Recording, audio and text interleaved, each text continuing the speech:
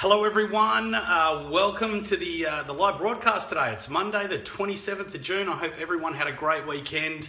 I know many of you are obviously tuning in from around the country, but we're over here in Perth at the moment, and man, it was a pretty bright sunny day yesterday, so pretty cold, but it's really good to get back out in the sunshine. In fact, just took the dog for a walk around the river, so another beautiful sunny day today.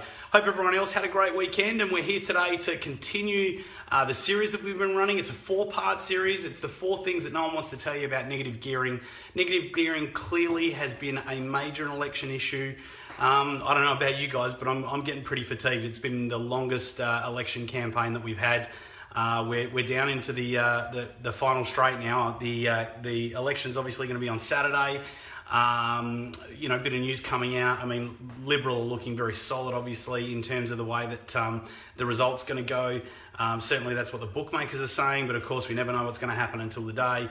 And, we've got to remember everyone's vote counts, right? So you've got to get out there and make sure your voice is heard. But what we've been talking about here is we've been talking about negative gearing. Now, I know I'm sure we're going to have a lot of new viewers this week. So a couple of things I just want to start off with. So first of all, my name is Tim Guest. I'm the Managing Director of Infinite Wealth. I grew up in an outer, lower socioeconomic area of Perth. My family did it pretty tough, single income family growing up. My dad then started a business. His business failed and it took him 2 years to get work. So that's what primarily had me focus on. Like, I wanted to make sure that I was able to live a life of financial security. I've spent my whole life doing that. I got to the point where I was able to retire at the age of 27, and now what I do is I share all the things that I was able to learn and discover through going around and finding the best mentors, learning from people who are wealthy and successful, and finding out how to put together a strategy that everyday Australians could use to reach their financial goals. Been doing that now for over 5 years, and we've had over 10,000 people attend our workshops, and we've produced some absolutely outstanding results for our clients. Please feel free to check out the reviews on our Facebook page. Make sure you check out our web page as well. We've got heaps of client testimonials there. All the clients are very happy about what we've been able to produce for them. But what we've been talking about over the last few weeks is we've been talking about this issue of negative gearing. And what I find it's an issue that people are very, very passionate about for a start. People have lots of different views on it. But one of the things that I really started to understand is I started to pay attention, ask questions, and find out what people were saying and what their views were on negative gearing. Is there was just so many different elements of negative gearing that people don't understand, people aren't aware of, people aren't familiar with. And so I really wanted to break it down. And we're now into episode 3 in our series. The first 2 videos that have come before that, I'm going to give you a quick breakdown of what we discussed there. So the first thing that we discussed when it came to negative gearing was about how the principle of negative gearing itself and removing that as a principle just simply doesn't make any sense. And not only that doesn't make sense, it's actually going to be disadvantaging property investors as compared to normal PAYG or normal people, normal wage earners, or normal small business people, or larger companies. And the principle essentially is this, is that, whether you're a wage earner or a company or currently as a property investor, and obviously that's what they're looking to change, if you're spending money in terms of generating your income, like a wage earner, if they're using their car or their vehicle for their job, they're able to claim that expense as a tax deduction, so they pay less tax. In terms of if you're a company, if you're spending money on business equipment or recruitment or marketing, well then you're able to claim that as a tax deduction. And the principle of removing negative gearing is saying that investors shouldn't be able to do the same thing, which clearly just makes no sense. If everyone else is able to do it, then why wouldn't property investors? So that was the first part that we talked about. The second part that we talked about is, because everyone's been talking about removing negative gearing, because what it's going to do is it's going to make the dream of home ownership, particularly for young Australians, more achievable. Without going into full details, once again, it just simply does not apply. I mean, if you're looking at a $500,000 house, if you've got a young first homeowner that's going to buy that with a 5% deposit, that's 25 grand. If house prices drop by 10%, and say that same $500,000 house was now only $450,000, well, they're still going to need a 5% deposit, which is $22,500. So by abolishing negative gearing, having housing more affordable. The only way that can happen is by obviously house prices dropping. Well, the different in the deposit, we're only talking $2,500. So that's what is not going to make it more achievable for young Australians to get into home ownership. So, you know, in terms of the principle itself, I think it's important that people understand the principle, how it applies to wage earners and companies. And then, of course, this argument that that it's going to make it easier for Australians to get into housing. Once again, it simply doesn't stack up at all. Now, the third thing that I want to talk about today is where the government should be looking, or what they should be targeting, except for investors. Particularly if it's not going to have an impact on housing affordability, particularly if it's putting, you know, the largest asset that most Australians own at risk. There was an article or a research paper that came out during the week from SQM Research, which are independent of the property industry. They're highly recognised for their ability to run projections and analysis, and very well regarded. They came out and they said that the average Australian should expect, if negative gearing does get abolished through Labor's policy, they would expect over the next 3 years the average house to drop by 16%. I mean, if this is your average, you know, the largest asset, you know, 67% of households in Australia are owned or being purchased through a bank. For 2/3 of the households in Australia, for their largest asset to drop by 16%, I mean, that's going to be devastating to the wealth of the everyday Australian. I mean, this policy itself, they talk about it, you know, bringing it in to try and benefit the everyday hardworking Australian. It's the everyday hardworking Australian that's going to be hardest hit, and that's in particularly why I'm talking about it and why I'm so against this as a policy. You know, well, where is it that the government should be looking if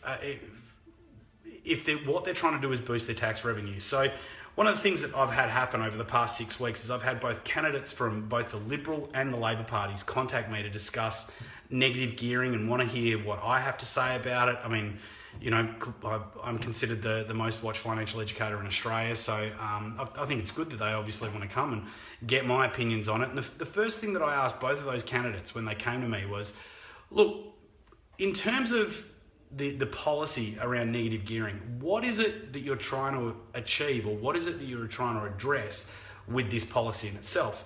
And I think it must come down to two things. So the first one being housing affordability. We've talked about that a number of times over the past couple of weeks. So if you missed out watching those videos, scroll back through our live broadcasts a couple of weeks ago. We spoke specifically about housing affordability and really the fact versus fiction there.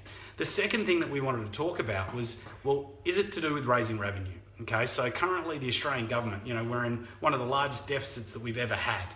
And, you know, in terms of implementing a policy to abolish negative gearing, is implementing that policy, is this a measure that the government is trying to use to boost the tax revenue, to bring the budget back into reasonable shape, and over the next few years, hopefully even, or maybe it's more than a few years, but over the next 5 to 10 years, get the budget back in a surplus? And particularly from the candidates that I was speaking to, they suggested that's one of the major factors, or one of the major things that this addresses when they're bringing this policy.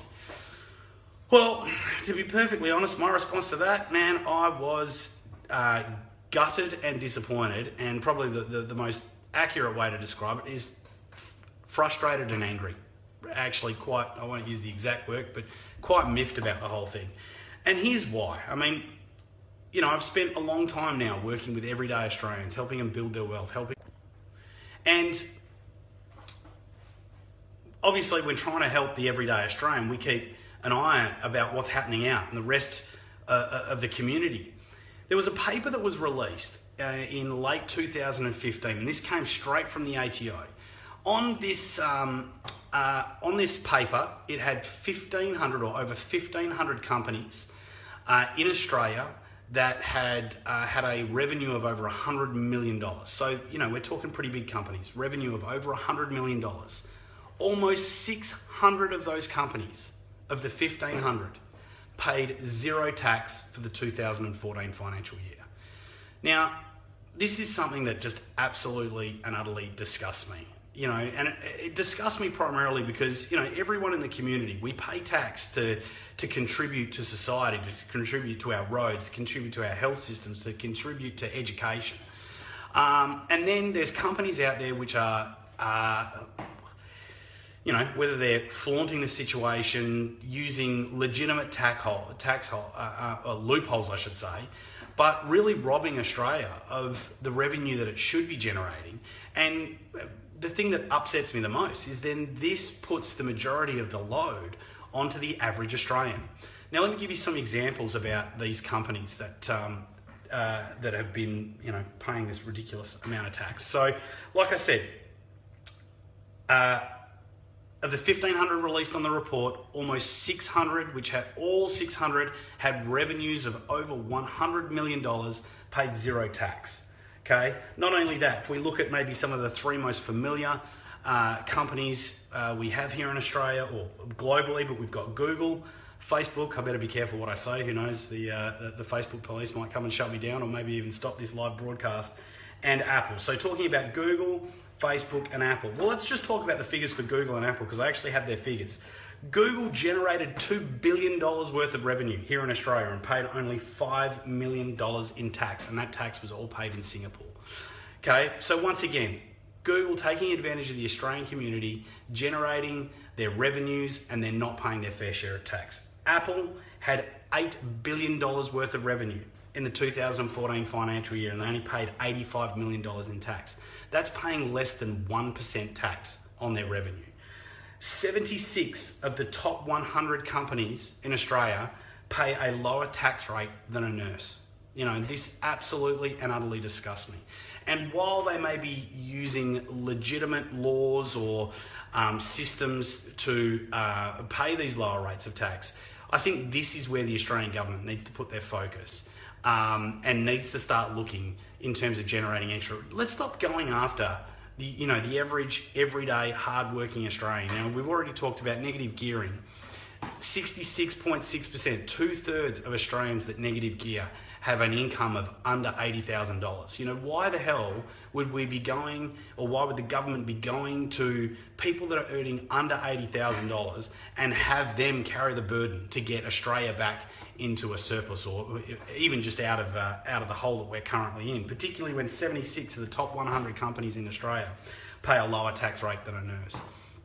This is absolutely disgusting. Now, some people say, well, how is it that these companies do this? How is it that they can get away with it? How can this be happening? I must admit, that was my first, thought when I found out about some of these figures. And there's a couple of structures under which, and I wanted to run you through a couple of the structures under which companies. So this is something that I spent a bit of time doing research in and looking into to find out how is it that companies are getting away with this, daylight robbing, the average Australian of the services, the education, the spending on mental health, everything that Australian needs. How come that these companies are getting away with it? Effectively, there's three different mechanisms or three different structures that these companies use to significantly reduce and minimise, if not pay absolutely zero tax whatsoever. So first and foremost, what companies do is they can use offshore registration. Now, I know that there's been a lot of commentary lately about the Liberals wanting to reduce the company tax rate. It's a bit of a 50-50 one, if you ask me. I do understand, it's good for our economy to make sure that businesses are profitable, and we have to be competitive on an international level. If Australian companies are paying higher tax rates than what companies are paying in other countries, then it makes it a lot harder for us to compete for their business. And Australia has one of the highest company tax rates in the world. So one of the things the Liberals are trying to do is to reduce this company tax rate and make Australian business more competitive, which I'm all for that. Okay, so what some of these companies can do is use offshore registration. They can take advantage of countries around the world where company tax rates are significantly lower.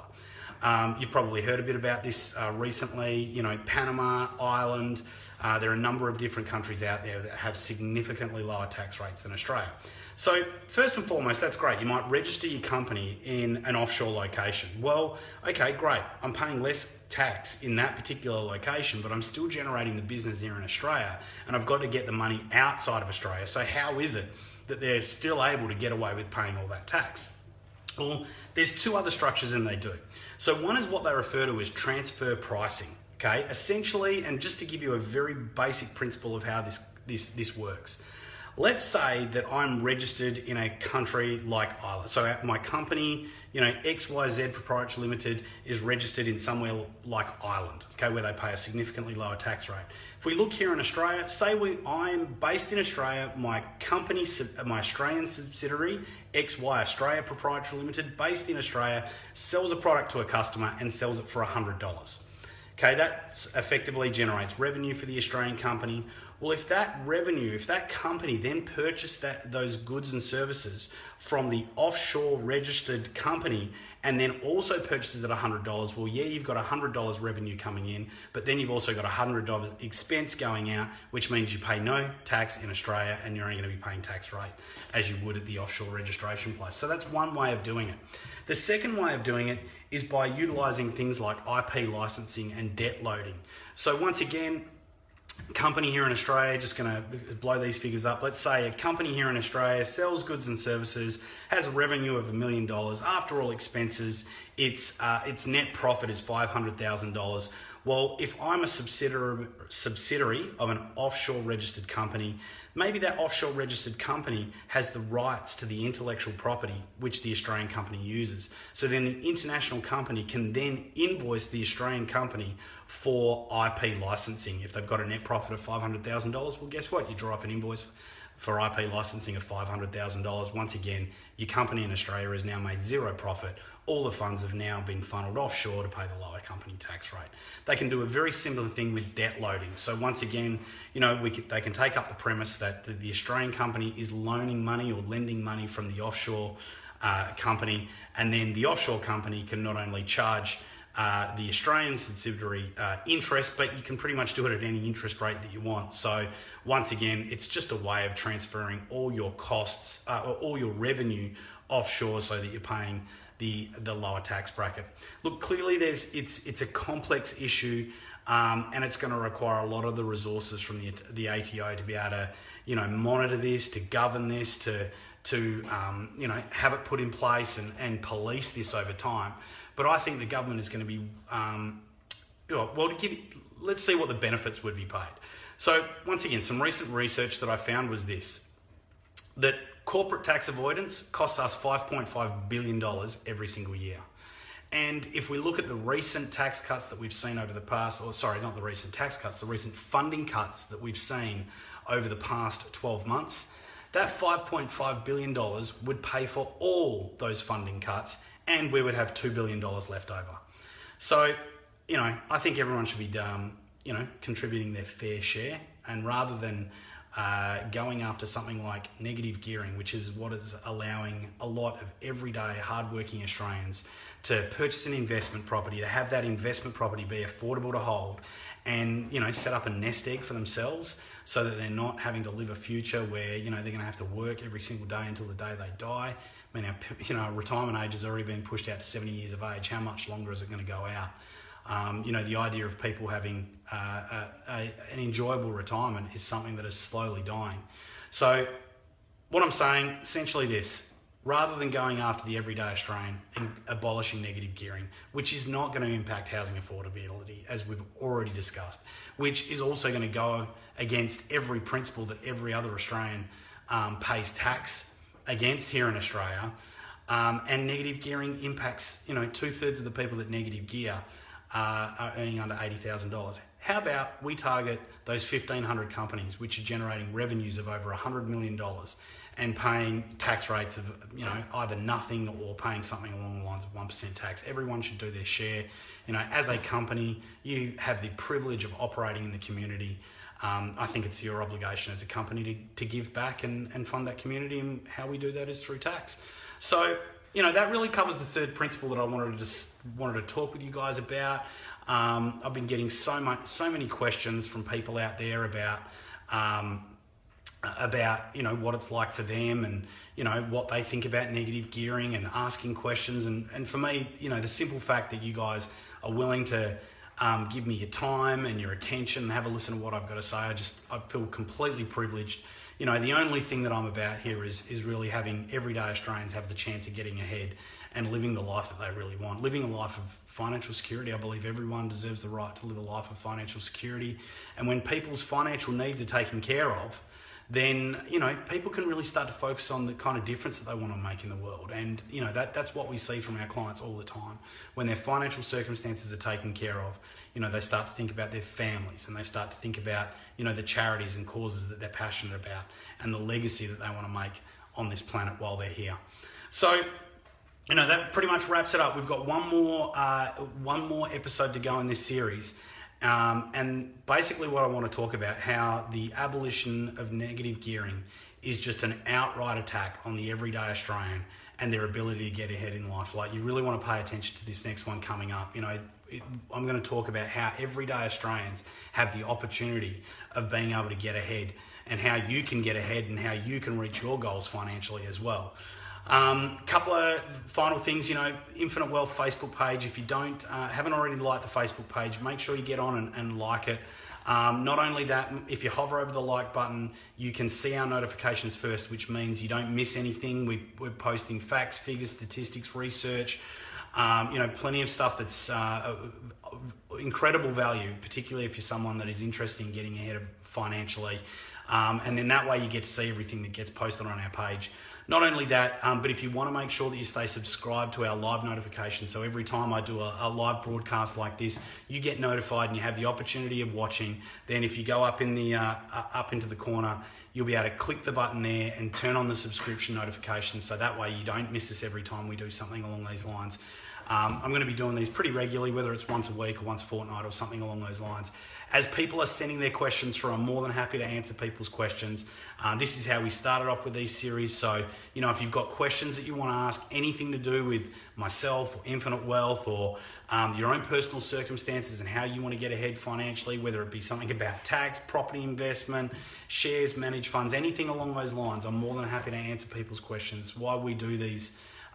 It's why we do these live broadcasts.